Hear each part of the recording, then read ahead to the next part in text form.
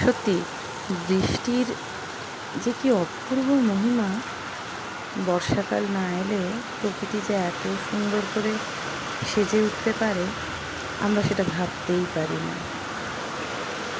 কেমন দেখুন, সারা আকাশ কালো মেঘে ছেয়ে রয়েছে, আর এই সুন্দর ছাদে কি অপূর্ব লাগছে না?